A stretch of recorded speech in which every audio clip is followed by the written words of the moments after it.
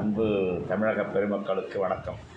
இன்றைய செய்தி பார்த்திங்கன்னா, 3 நாளாக பேரவைத் நடக்கும் நிகழ்ச்சியை பேசுகிறது ஒரு எண்ணம் நோக்கம். முதல்லையே அவர் விஜய் அவர்கள் தெளிவாக சொல்லிட்டார்.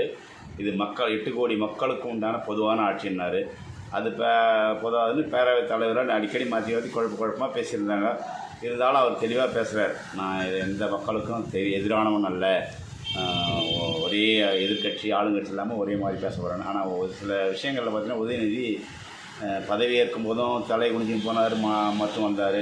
ஸ்டாலின் அவர்கள், திருமாவளவன் அவர்கள், மற்ற எல்லா ஏனைய தலைவர்கள் அவர்களையும் போய் வீடு வீடாக போய் பார்த்து வராரு. நல்ல நிகழ்ச்சிக்கு நல்ல மனுஷனாக நடந்துக்கிறாரு.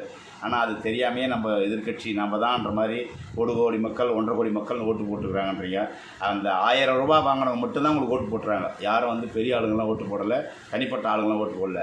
இப்படியே நீங்கள் பேசி எதிர்கட்சியை போய் வெளிநடப்பே செஞ்சுருந்தீங்கன்னா இருக்கிற ஓட்டும் சேதாரமாகிறதுக்கு உண்டான வாய்ப்பு உண்டு. அதனால் ரொம்ப தெளிவாக கவனமாக இந்த சட்டமன்றத்தை நடத்துங்க. வெளிநடப்பு செய்கிறது பெருசு இல்லை. 96 எம்எல்ஏக்களை விட்டுமே வச்சுருந்து 2006 மைனாரிட்டி அரசுன்னு ஜெயலலிதா அம்மா மூலியமாக நீங்கள் பேரெடுத்து ஆட்சி பண்ணவங்க தான் 5 வருஷமும். அதை மறந்துட்டு நீங்கள் புதுசாக நாம் தான் உலகத்தை உருவாக்குற மாதிரி பேசுகிறீங்க. அது நல்லதுக்கு அல்ல. இந்த ஆட்சியை சட்டமன்றத்தை மூலியமாகவே நீங்கள் நடத்த விடுறது ரொம்ப நல்லது. எதிர்கட்சியாக நீங்கள் குரல் கொடுங்க, தப்பில்லை. ஆனால் மொத்தமே நாங்கள் ஜெயிச்சிட்டோம், நாங்கள் இவ்வளோ ஓட்டு வாங்கிக்கிறோம், இவ்வளோ ஜெயிச்சிக்கிறோம் அப்படின்ற மாதிரிலாம் போகிற வாக்கு ரொம்ப தவறானதாக இருக்குது. இதுக்கு நீங்கள் ஆதரவு தெரிவிக்கிறவங்களும் பரவாயில்லை, எதிர்ப்பு தெரிவித்து பிரச்சனையை நீங்களே உங்கள் மக்களிடத்தை உருவாக்கிக்கிறோன்னு தோணுது.